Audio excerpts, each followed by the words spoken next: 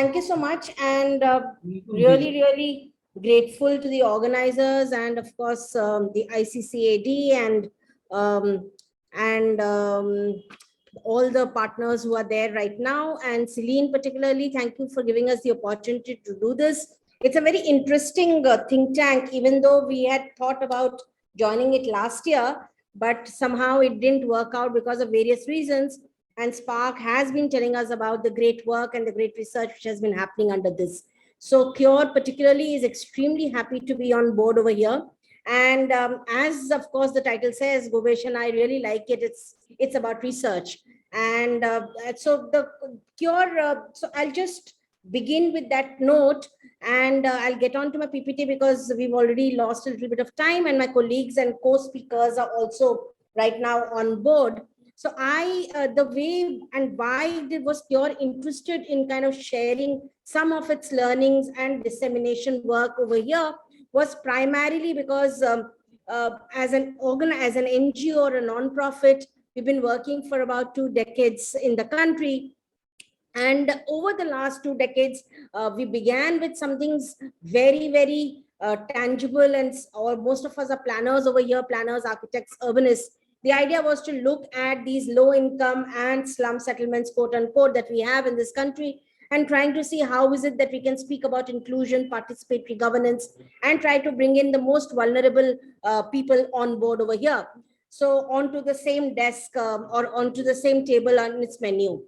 So the idea was to try to, so that's where we began. And in the last 1 decade, particularly in the last 10 years, we've been trying to understand that slum development or working with slums cannot be just related to one specific sector of work. So it cannot be just basic services. It cannot be just working around housing. It has to be a conglomeration of all these efforts. And that's why we call our work right now, we look at a work, not call, we look at a work from a very interdisciplinary lens.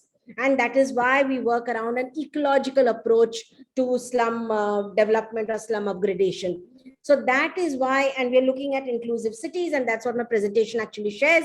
So the idea, and that is what caught our eye, and this idea of your sub-session called integration and local adaptation was kind of very close to to the work that Cure has been doing. So that's the reason why we pitched for this particular session. And the idea was to share some of these processes that Cure has been embarking on for the last 2 decades, to share some of these insights and to also hear back from you all, because it's a work in progress. It is, we think that we've reached somewhere and suddenly there is an externality which happens, and then you're pushed back a decade. For example, what COVID did. So you push back a decade of your hard work that you've been doing. So we are here to share some of our findings. We are here to learn more about some of the work that all of you are doing. So we've been attending some of the other sessions also in Gobeshona. So with that, thank you note, let me just embark on this very brief presentation that I have, which will actually kind of broadly contextualize the work that Cure does, broadly contextualize the next 1 hour, 1.5 hours of conversation that we'll hold with you, and the idea of trying to push forth for a more local adaptation of this understanding of climate change and development. So that's what we'll do. So with that, thank you again. And my name is Varsha, and I work from the Delhi office of Cure. We are a non-profit organization working in India, and primarily our work is around communities. We got the 4 principles that we kind of work around is communities, co-equality, connecting, and comprehensive systems. So the idea is we are looking at ecosystemic approaches. We are looking at connecting the dots. We are looking at trying to level up these slum communities or marginalized communities and trying to build networks around them. And of course, the primary or the core pillar, as you see in the visual, is also that we are looking at inclusion. We are looking at extremely local solutions. We are looking at communities. We are looking at groups within communities, the most marginal, the most peripheral, the most vulnerable ones, to become a part of this entire system. So we very proudly try to say that what we actually try to think out of the box is we unthink, we reimagine, and we try to innovate and re-engineer and all of this in partnership with the communities. So the idea of unthinking resilience, as I call my presentation today, is an ecological approach to inclusive cities. We've been kind of, as you all know, India has been urbanizing at a very rapid pace. The global world has been urbanizing rapidly. And with it, because we have limited resources, we have finite resources as of now, the push on the resources is immense, and that brings in that inequity that we are looking at. So that is the inequity that we have. Water has been one of the first and primary needs that we have. We of course have air, and for the last 5 years, as most of you know, Delhi particularly and India, of course, at large, has been suffering from air pollution, and that's also become an inequitable approach to something which should be actually equitable to all, air. So similarly, water, we know there is this entire politics of water, as we call it, because the idea of ecology is because nature and humans are closely associated, and the understanding of this is what brings or kind of comprehends us or pushes us to understand the inequity which is there. So the entire work, as I said, my presentation today is around unthinking resilience and looking at a more ecological system of working. And why are we doing this? This is a very interesting picture, and my colleague and co-speaker Siddharth will of course share more about this particular project that we have within Cure. But the idea is that we are looking at a very symbiotic relationship between built environment and nature within an urban setup. So we're looking at empowered people, we're looking at resilient habitats, and finally, we are looking at harmonious cities. For me, the word harmony actually brings in this entire notion of inclusion, participation. So for me right now, I'm kind of stuck with this idea of looking at harmonious cities where every particular object, every built environment, the non-built environment, nature, people, the ideas, everything kinds of comes in harmony. So that's what we do. So I'm not going to spend too much of time on this, but we all understand urban resilience. And this I put it because this is how Cure understands urban resilience, that the capacity of the people that we work with to survive and adapt, and more than just doing surviving and adapting, but to grow from the stresses and the shocks that they experience. So I'll just very quickly pick up one case study of Agra, where we actually worked around water resilience. And as you call it, as I've called it, it's called the Unresilient Cities, a case study of Agra. And the idea was that some of you, I don't know how many of you, most of you might be aware that Agra is a heritage, has a heritage monument within its premises. It is an urban city. It is a metropolitan, it's a corporation actually. And it is very close to Delhi. It's about 3.5 hours drive on a road from Delhi. But when Cure started its work about a decade back over there, one of the issues which came up, that even though it has a heritage monument, and because it was under the reign of kings, there were a lot of traditional water sources, and Yamuna was flowing right next to it. But still, in the last 2 decades, the water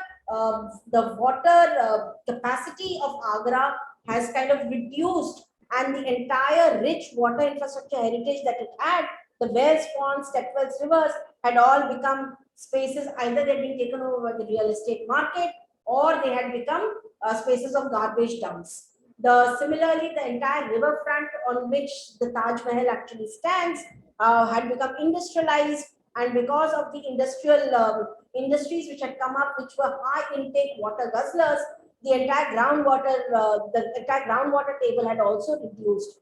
And last but not the least, as all of us know, the kind of toxic waste through the industries, to the homes, to the entire population that reside in Agra, the kind of toxicity which gets onto the river bodies or onto the water bodies, was one of the reasons also for this kind of an unresilient water practice in Agra. What did Cure do? Cure looked at an ecological approach. And the idea was that we began by getting people on board. We began by understanding how people can resource water. It was not just resourcing water, but understand water and bring in that entire connect. It was which had seemingly got disconnected between people and water onto the table. So the idea that Cure went through was, we went through an intense mapping exercise. We got people engaged. One of the things that if we have to look at local adaptation and climate change, is that we need to make people talk to the people in a language that they understand, so that they're able to also understand the issues of climate change, the issues of microclimate issues, and then try to understand their own solutions. Because finally, the local solutions have to come locally. Cure has been talking about decentralization of most of these services, so that communities become very, very strong partners, the co-creators of a resilient neighborhood. So we go through an intense mapping exercise, talking to the communities. And one of the issues that came up, this was about a decade back that I'm speaking about, one of the issues that came up was a simple issue, that we get back into the traditional art of rainwater harvesting. We've been speaking about that from the ministry, from the government of India tables also in the last 4-5 years. But this I'm speaking about a decade back, when we started looking at rainwater harvesting, and we understood that this can be a very, very social, ecological, and a resilient process, because the entire process is so democratically decided. The conversations with the communities, the conversations putting people together, identifying of these common places which can where the rainwater harvesting tanks can be built, and then the entire process of building the community tanks, and that's where the community participation comes in, and then finally actually understanding the significance of the rainwater in making their lives simpler. Very interesting effort. I'm not showing, there's this little film, but anybody who's interested can get into the Cure website and see this film. It's a short film on that. But what I'm more keen is to tell you that the impact which has happened. So after that, and this is a project which is about 4 to 5 years old now. So we've been kind of we're there with the people, but we do not have a very live project on board, because the Agra Municipal Corporation has taken it on as one of their agenda works to make more rainwater harvesting wells in the city. So the water harvested has been about 1 million liters per year. We've done a little bit of economic calculation to it, and we see that there have been 250 days per year, which are resilient days, where people have not had to venture. When I say people, the slum communities have not had to venture outside or buy water. When we did the economics at the city scale, the city has saved about 35 crore rupees, because it used to spend money on pumping, tankers, boring. So all of that has gone. What dramatically it has done, which is the most exciting and interesting part, is that the children who would suffer from ill health because of waterborne diseases have now, the school enrollment conditions have improved, the attendance has improved, the household has itself saved its out-of-pocket expenditure to about the tune of 700 rupees, which in that particular household has meant a lot. There has been this entire dramatic process of this of the people coming together for a collective vision. So even though Cure has left, the understanding is that they're still together and they do resolve their other issues through this entire process of community groups that we had tried to strengthen when we were there. So that happened, the empowerment happens, the happiness is there because there is clean water to drink, and it has also been able to it will be, in the sense it takes a lot of time to do it, but at least the process of reducing some of the inequity between low income settlements and the middle income settlements has come down, because in the last so many years, when Agra has gone through really, really bad water tables, the higher income groups, in the sense who are next to these slum settlements, because they did not have water, they've been able to approach these slum people who did not have any conversation with earlier for getting access to some of this rainwater that has been harvested in the slum settlements. So these conversations are more interesting in urban dynamics. That's, I guess, probably for another day, when we can spend some time in thinking how do we actually start looking at the social fabric which comes out of this particular local decentralization of art. I won't spend too much of time on this. This is, of course, all the city partners who are involved in planning the ecosystem and the kind of issues that they need to think about. So the idea that, as I said, the one of the examples that I picked up was water, but Cure has been over the years, has been thinking out of the box. We're looking at localization. We are looking at de-engineering, which we speak a lot about it.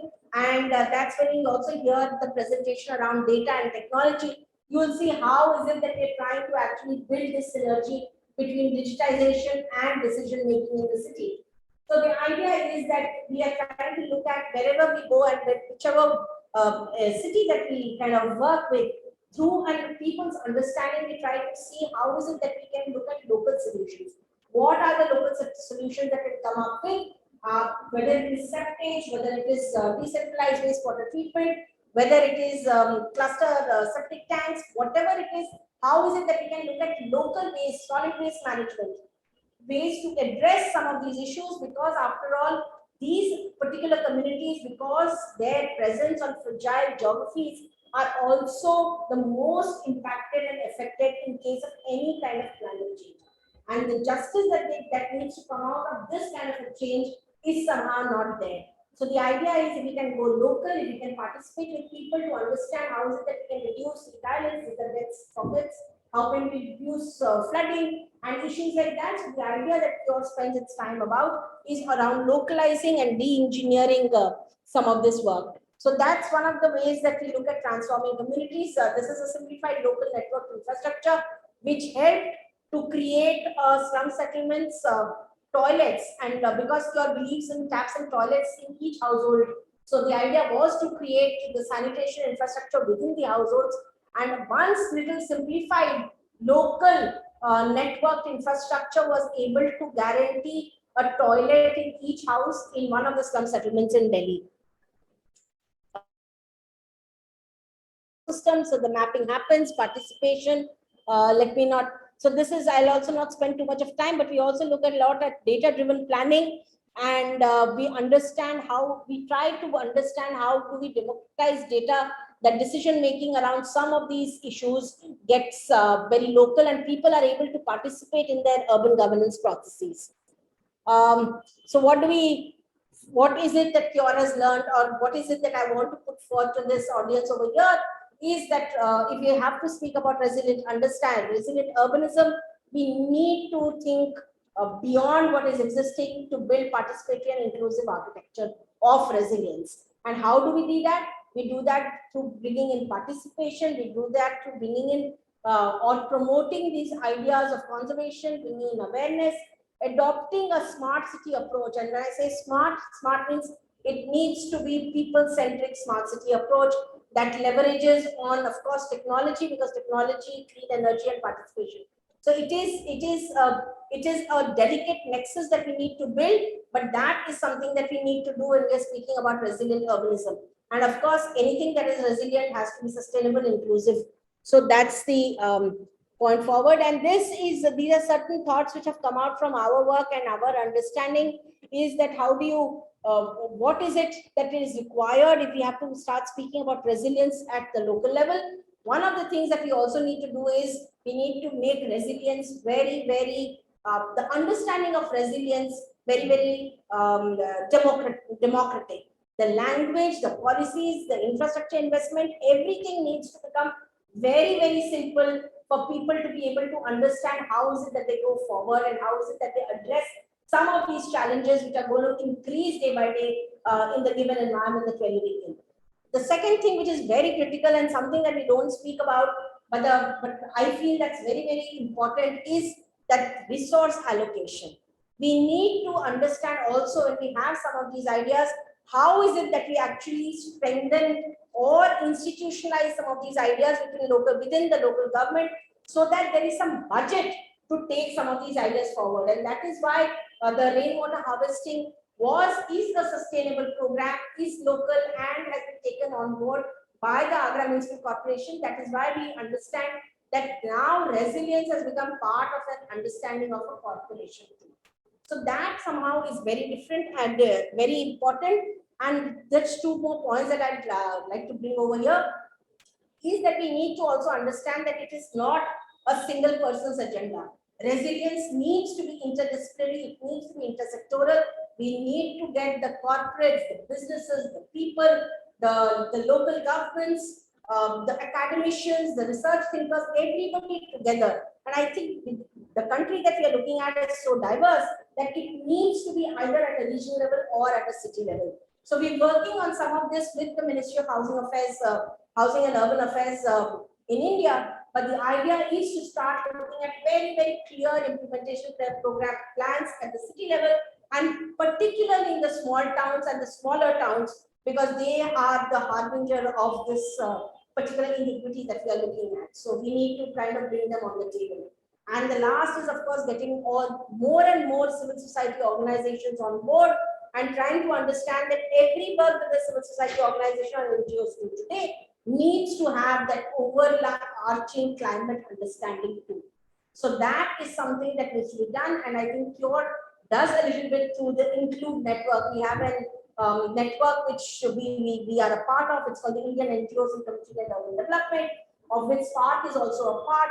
And the idea through this Include network has been in trying to kind of appreciate, first of all, some of these issues and also strengthen capacities of partners across the country in trying to get some of these ideas on board.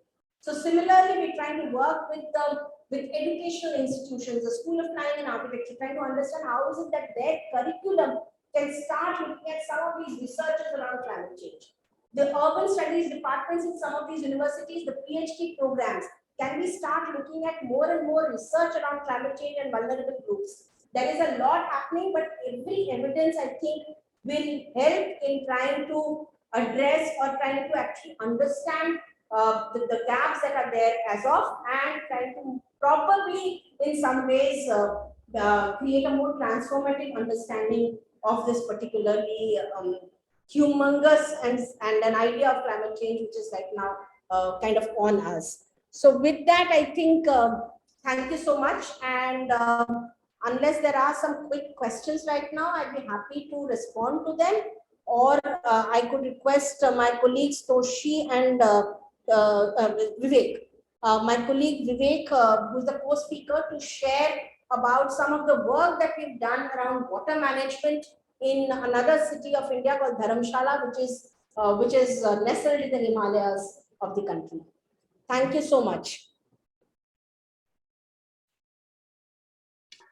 So, if there are any quick questions, or I can request Vivek to. Yes. Yeah, Vivek can continue.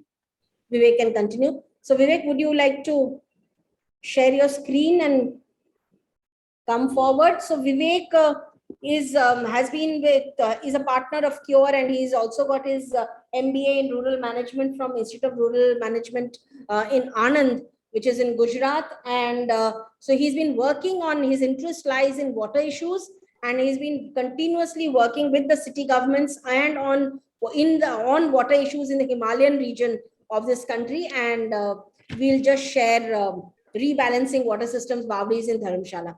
Thank you so much, Vivek. On to you. Sir, please make your screen full.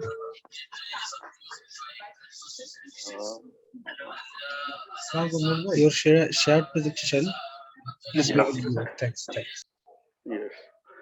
Thank you, Barsha. So I'll be talking about Cure's work in Dharamshala. We started our activities in 2019 under the USAID supported FAST project.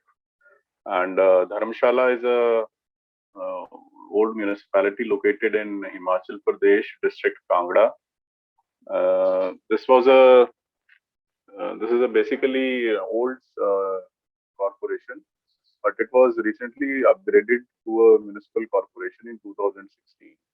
So the area of the municipal area increased, and primarily the rural areas that were lying within the vicinity of the old Dharamshala municipal town, they were added to expand the limits of the boundary. So when we started interacting, we saw that the communities, we saw that there are these traditional water harvesting systems called bawdis or nons. I'll show you some pictures in coming slides. And these were mostly located in the rural areas, which were recently merged. So earlier, this management of these springs used to be undertaken by the Gram Panchayat, but with sudden inclusion into the formal municipal urban settlement sort of thing, so nobody was formally looking into the management of these structures. So the communities reported to us that the water quality was also getting deteriorated, and maybe because of different urbanization schemes like dustbins underground dustbins coming up, and the growing tourism potential increasing in the Dharamshala town. So all these structures were getting contaminated and were not properly utilized. So we thought of undertaking interventions to sensitize primarily the municipal corporation and to develop some models and demonstrate what could be undertaken and in preserving all these mountain springs.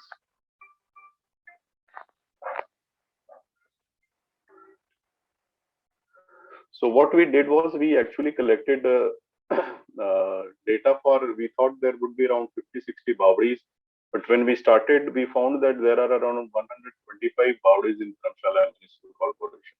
So we geotagged all these Bawris.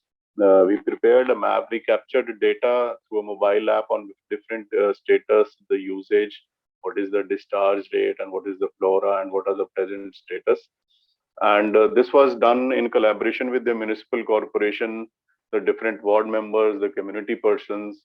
And this data was then shared with GIS interns of University of Twente and Netherlands. So they helped us prepare a small report on this. Geotag map was prepared. And we then prepared a directory of the boundaries that was there, and an operation and management manual for the boundaries. So this was a map we prepared. And this, you can see different types of boundaries are there in the different wards of Dharamshala municipal corporations. So this map was formally shared with the IPH department, the municipal corporation, and it was a resource which was earlier not available with them. So we created a new resource for them. So we found out that around 51% of the boundaries were pool type and 49% of the boundaries were flow type in Dharamshala. So what you meant by flow type is basically a structure where a pipe is inserted into the water point, and the water keeps on flowing. There is no storage capacity involved. So these are the flow type boundaries, and then these are the pool type boundaries that are there. So it basically has the water seeping underground into a pool structure that is kept, and water is used to bring out through a bucket or other sources. So we mapped all these things. We found that 57% of the boundaries were still in good conditions, while around 22% were non-functional, and around 21% were functional but were in bad positions. These were the different boundaries that were located down, and then these were the different household the usage. This is showing the usage map. Around 55% boundaries were still being used for household purposes, 10% for religious, and 28% were not in use. So this is the potential contamination sources. These were basically mapped along with the GPS of the underground dustbins. The Dharamshala had a scheme whereby the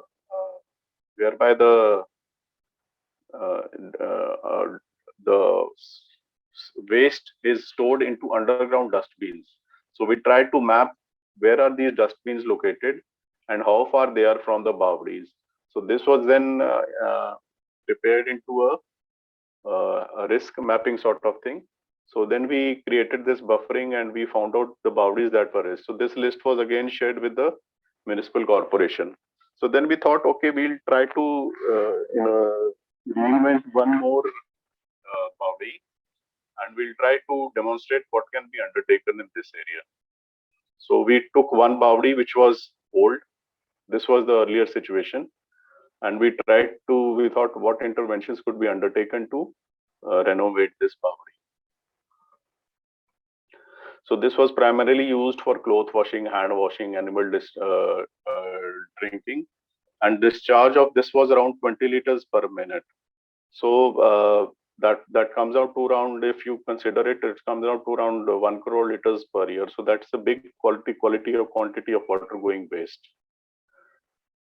So this was open garbage was there, twigs and leaves used to fill in the structure, animal used to drink it. There was no proper way of taking out water. It was not cleaned regularly.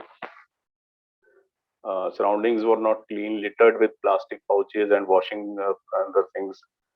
And catchment was very dirty, so there was no proper management system. So we planned different sort of hardware intervention for this Bawdi. So we worked for protecting the catchment of the Bawdi. We created separate cloth area for this Bawdi and a mini DWAT for cloth washing systems. Then creating a structure to prevent the waste getting into it.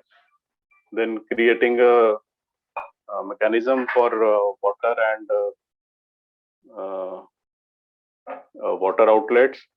Then water testing board, setting up water testing board, doing some plantation, installing garbage trap, doing the beautification areas, installing a dustbin.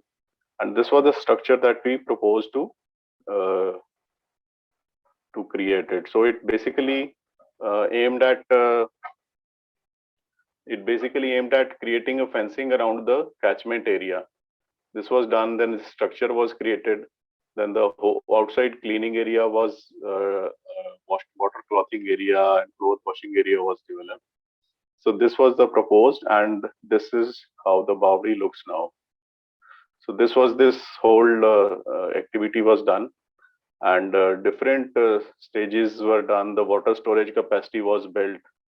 So we created water storage tanks. The Bawdi of flooring was undertaken. Then stairs to the Bawdi were done. The area of the Bawdi was extended. So we created a proper roofing of that. Then this wall was created, fencing was done, protection was done. Then a paint was being undertaken. Rainwater harvesting system was also installed for this. Cloth washing area was prepared. The tap source was created. So this was a mini DWAT which was created for this purpose.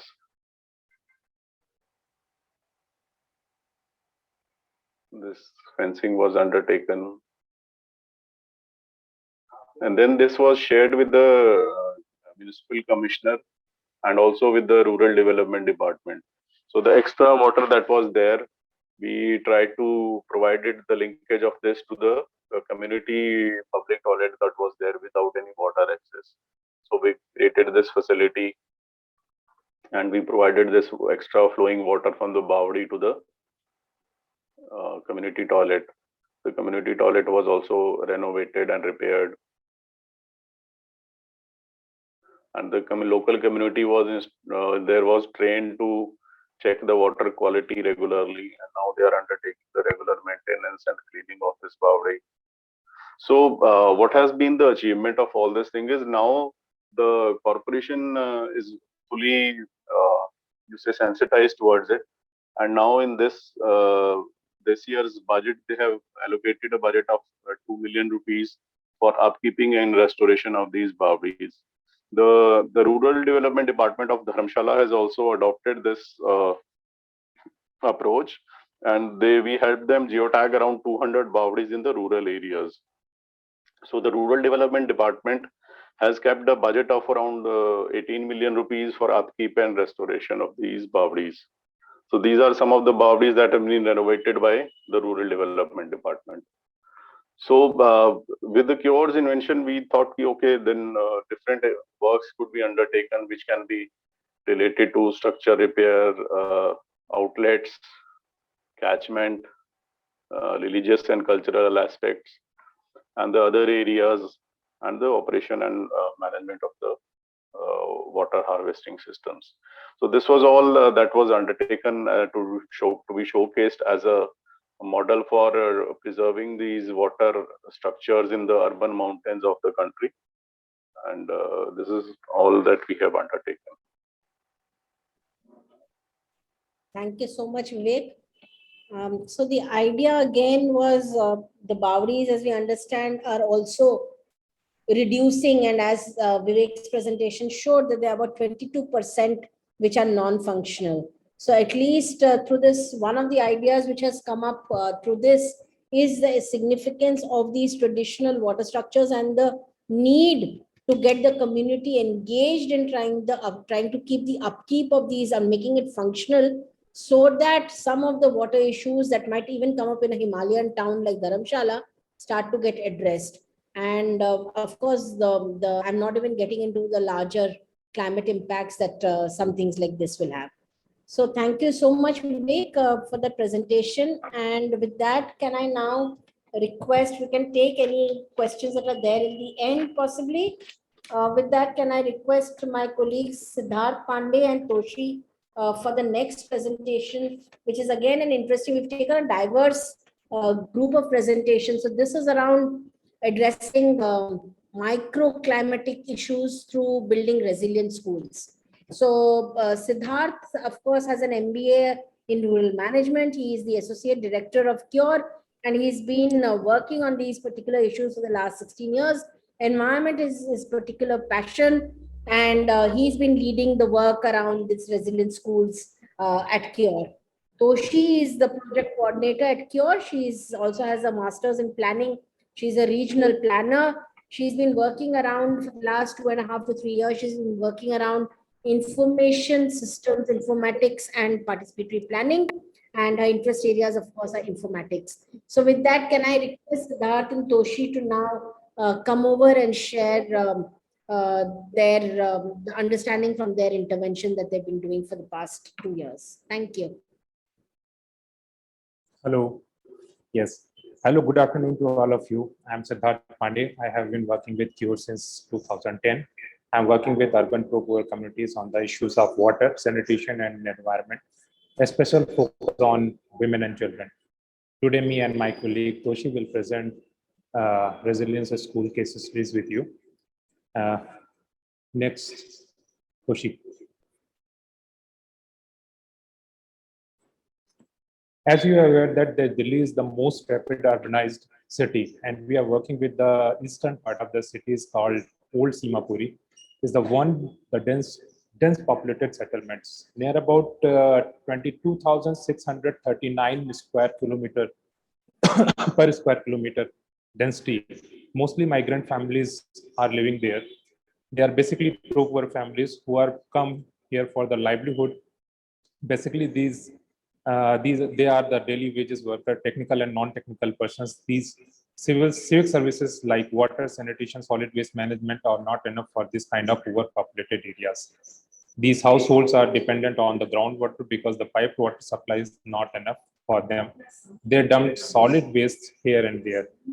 We have 3 seasons in India, as you know. In summers, we are facing a shortage of water, and groundwater table dropped rapidly day by day.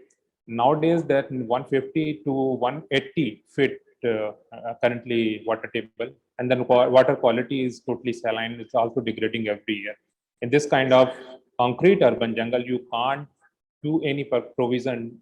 You don't have any provision to percolate the water inside the ground. Mostly ponds and the water bodies are enclosed by the land mafia as usual. And you can see there is no vegetation in the settlements. And every summer settlements convert into the headland. You can see very dense in the Google image. You can see very dense and densely populated area.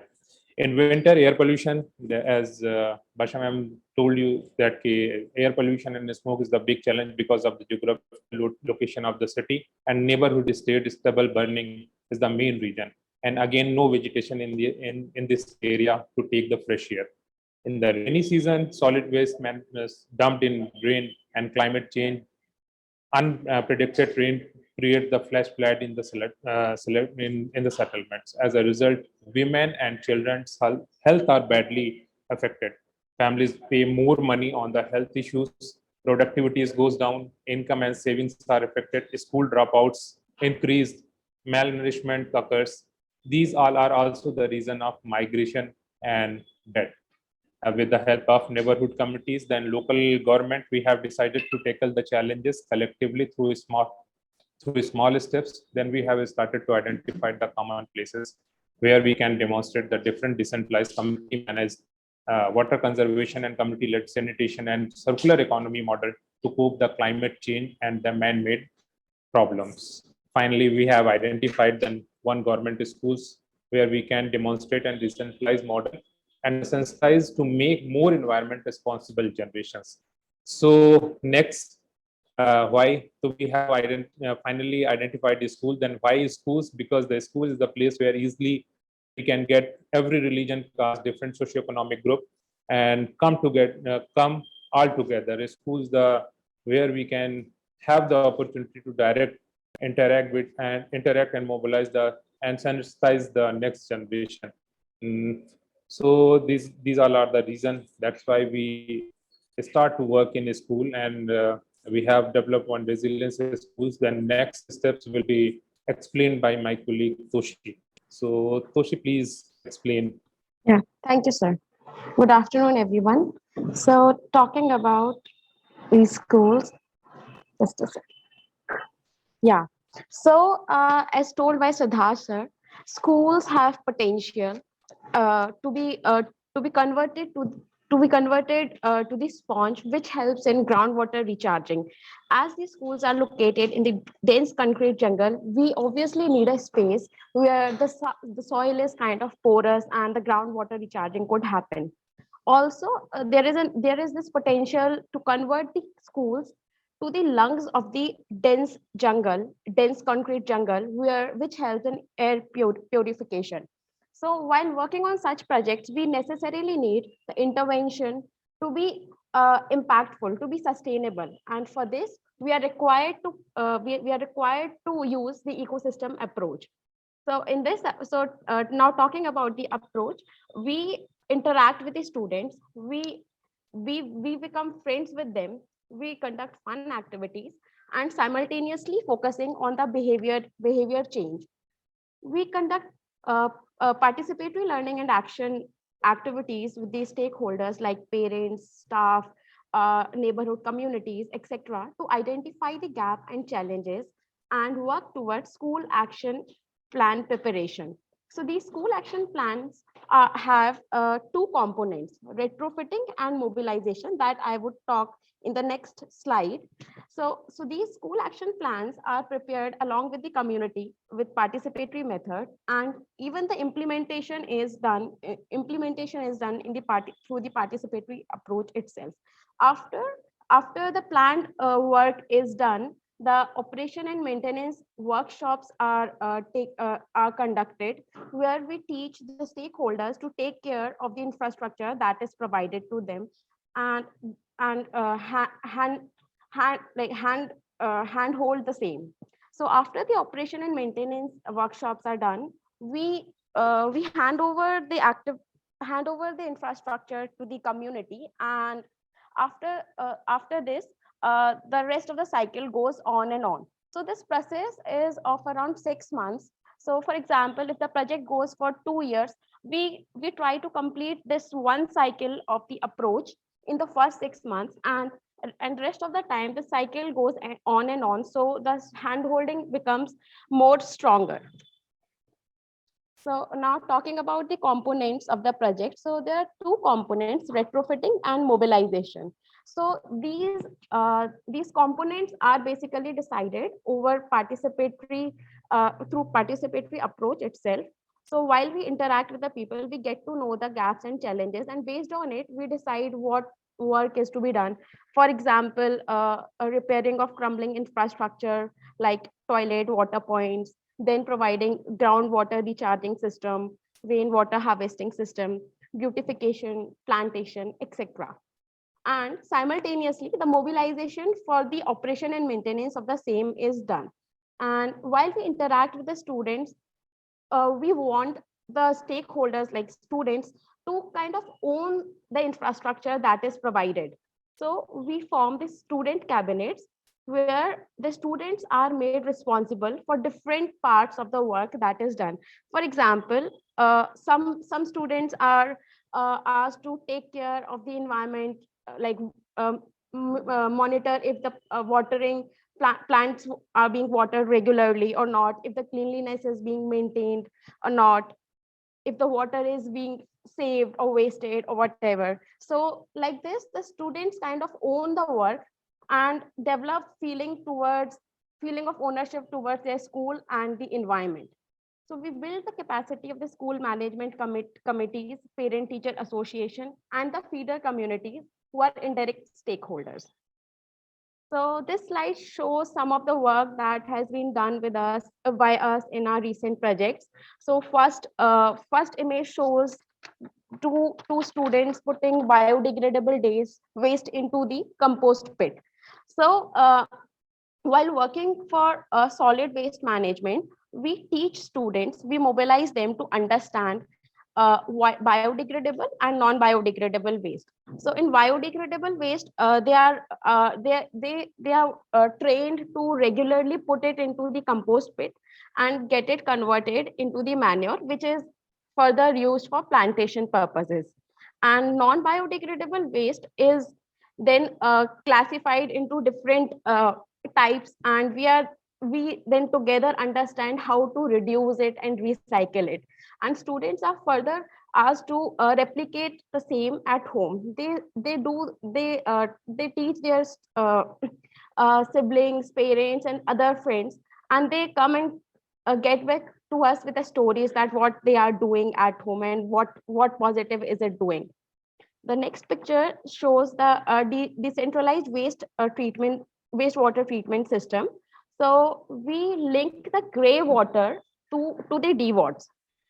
So gray water, for example, from kitchen and from hand washing platforms is then linked to this system where this plant helps purify it, and the water then is further then connected with the plants, and after that it gets recharged into the ground. This picture shows the rainwater harvesting system. So the water from the concrete areas is collected together and is put into a series of tanks where siltation process is used to clean the water, and chlorine is used to keep it clean for the longer time. And this water is then further used for household purposes like cleaning, washing hands, and other toilet related uses. The other activities that we do are plantation drive and fun activities with the students. So there has been a series of impact that I would say. For example, through this behavior change communication that we use, we realized that we actually saw that there is an improvement in the discipline. The school students, they become kind of responsible towards environment.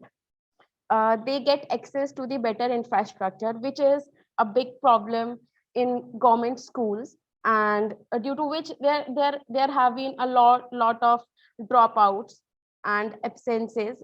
So this has kind of improved. So there has been increased enrollment, reduced dropouts, better infrastructure, and groundwater recharging. So in the last rainy season, we approximately recharged around 3.2 lakh liters of the water and harvested around 50,000 liters. This is very helpful, especially in the school where they were kind of they were not getting access to water during summer. So this was really impactful. And in these pictures, as you can see, students, there comes an ownership for the school infrastructure and environment as seen in the pictures. Like students are excited to plant in their school, and they take care of it on regular basis. We try to make students understand how environment is, how system works, what is water cycle, how to recharge it, why to recharge it, what will happen if we keep polluting our environment. So this is done to make sure that the next generation is at least concerned about the same. And in the recently we have been recognized. The school we worked in, East Delhi, has been recognized as the best school as shown, and has been awarded for the same. Yeah, that's it. Thank you. Any questions? Thank you so much, Toshi and Siddharth, for that presentation. And the idea of showing that was primarily to understand resilience, and since children are the youngest citizens of the country, and to start spreading some awareness amongst them also on some of these issues. So if, yeah, so with that, then we go to the final presentation that we have from our side, which is an interesting presentation because it speaks about data and digitization and trying to address some of these city challenges and some of the potential of trying to address some of these climate related issues also in cities. So Cure has actually created this tool, this is volunteer information system tool called Urban Governance, in short UrbGov. And my colleagues Saksham, Divya and Toshi will take us through this presentation. And we are happy to say that we have also been shortlisted for the Dubai Award for this particular GIS-based tool, which is to aid city decision making. So with that, Saksham, Toshi, Divya, over to the three of you to share a little bit about UrbGov and its potential to address climate change. Thank you. All right. Thank you, ma'am. Sir, Hello, make your everyone. screen full view, please. Sorry. Full Sir, screen. make your screen presentation on full view. Wait a sec. Is it now on full screen? No. There is slideshow on upper Wait, side. Oh, yeah, right, this right. one, right? This one. It's not happening for some reason. It's not happening. Can you zoom in then? Maybe that's All right. something you could do. All right. Sir, see on upper side, there is slideshow. Click this section. Okay. So is this visible? I'll zoom in if needed. Okay, sir, continue. Okay. Okay. So hello, everyone. I'm Saksham, and I'll be taking you through our interface informatics-based tool that is UrbGov, which is a tool to make smart, localized, and people-centric decisions by just spatially visualizing volunteered crowdsourced data. And in the process, it also enables inclusive city planning and also transparent interactions. And it performs all these functions using its three main components. The first one being desk, which is the dashboard for decision making. It aggregates and helps view the spatialized data, which is data that is obtained from secondary sources and crowdsourced from city functionaries and citizens themselves. And the second tool is Scent. It is the citizen engagement mobile application that ensures participation by starting a dialogue between the city and all the stakeholders. And third is Scope. It is also known as city-oriented planning engine. It is a set of algorithms which makes performing complex geospatial analysis using a single click of a button. I'll go into the details of each of these three components now. Okay, so desk is basically, it is essentially a collation of city data, like I just talked about, the data that is both obtained from secondary sources and also crowdsourced. And community can even put in data on service qualities of different facilities that are present in their areas. And it has both data and map views to look at attributes and spatial distribution of the geodata. And apart from that, it has charts and graphs, which can easily pinpoint negative trends that need correction before they become major problems. Now, our second tool is called Scent. It is a mobile application where ULBs, urban local bodies, citizens, and local representatives can register in different capacities and become part of the whole interactive process.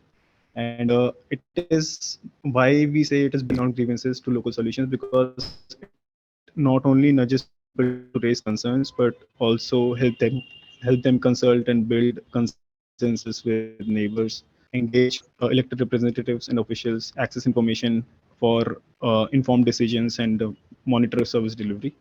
And how it does that is that different stakeholders can raise their issues in a thread-based interface where one can easily track the progress made in a certain case. Like, for example, if I'm a citizen I'll register as a citizen and then select the category in which my issue lies. If I have a problem with a clogged drain, I would go for a sewer pipeline, and then my issue gets stored in the app and is also reflected on UrbGov interface. And the thread-based interface can easily let allow both city functionaries and local leaders or RWS to comment on my issue, whether it has been solved or not. Now, the next tool we have is COPE, or City Oriented Planning Engine. And the whole purpose of this tool is to convert data into meaningful information. And it even makes easier for non-GIS professionals to run complex analysis using a single click. And how it does that is using algorithms decision making. And let me explain what these algorithms are using three different examples. The first one that you see right here is it's called public toilet assessment. Now, this algorithm uses aerial buffer, or if I may use the GIS lingo, proximity analysis to give locations which are not served by a public toilet based on planning norms of Delhi. Now, it also provides us with ideal locations where new toilets should be constructed. Ideal in the sense that they would help cover the entire population eventually. Now, the second algorithm we have is of disease hotspots, and it helps identify pockets vulnerable in terms of spread of a particular kind of disease. And cities can easily identify these hotspots and then may conduct cause effect exercise by just spatially looking at surrounding land use or physical features that may be contributing to the condition. And the third one we have is route mapping. Now, this algorithm uses the network analysis tool to just recommend the most efficient and fastest route for operation of the solid waste management vans. And this tool was also being used by the East Delhi Municipal Corporation recently. And while you understand that ULBs and EDMC right now are using it for only infrastructure planning and service delivery, but it is in no way limited to that. We can, with climate change being the most pressing issue at hand, city functionaries can also use it for climate policy influence. We can always develop it to map urban heat islands or temporal change in temperature of a different city or a pocket, or areas lacking green cover, or the most important being areas prone to micro flooding, which is one of the major problems for urban poor in Delhi. And now we have a 1-minute demonstration of what the interface actually looks like. So this is the homepage where you can log in or sign up. And then we go to disk, the dashboard. Now it has all the layers and their attributes which pop up here. And to the right is our different charts and graphs which help you give a better picture.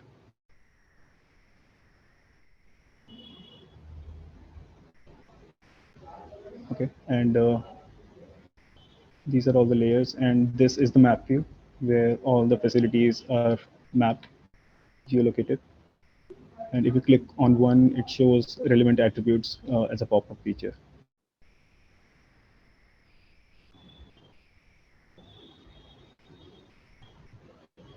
Now we'll move on to algorithms or COPE. So these are all the different algorithms that we have set. And for demonstration, we'll take public toilet assessment, the one I just talked about. So this is what the flow looks like.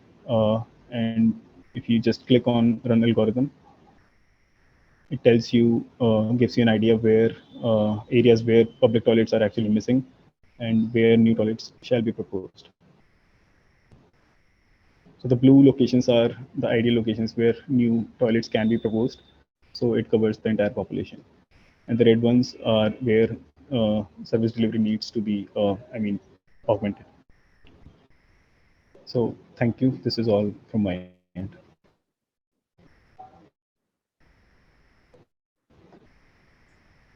Thank you so much, Saksham. And Divya is also here with us, who's helped us to actually put it together. So in case there are any technology related questions, we'll be happy to address some of them.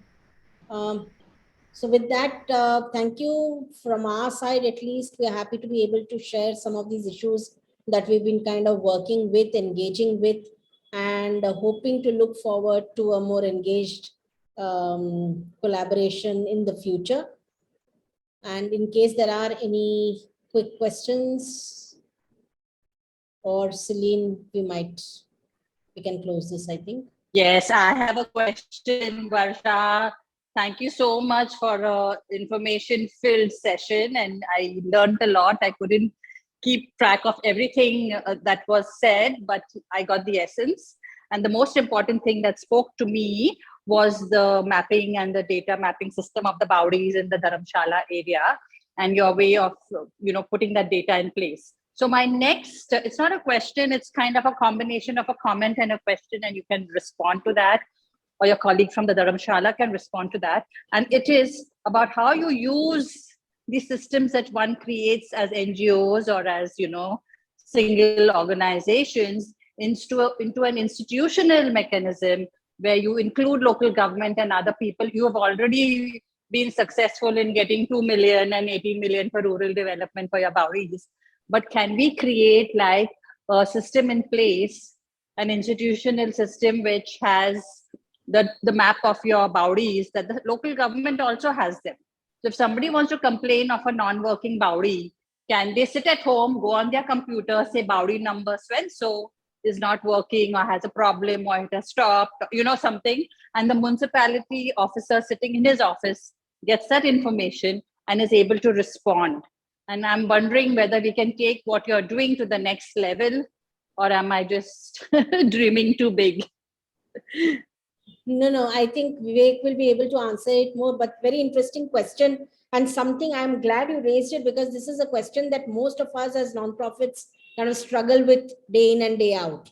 So moving in from projects to a more engaged, institutionalized system, and that's what we have been trying to do at Cure. And what I quite like about what you spoke about is possibly a combination of the UrbGov or the kind of volunteer information system base and using it for Bowdies. So we've been trying to do that to a little bit. We've done a little bit of mapping and we've got communities engaged in it. So possibly I'll leave it to Vivek to kind of get into the nitty-gritties and detail out some of these processes. Thank you, Celine. Yeah, Celine, what we had done is we have actually shared this information, the UrbGov information. We have put all the information of the Bowdies on the UrbGov of Dharamshala also.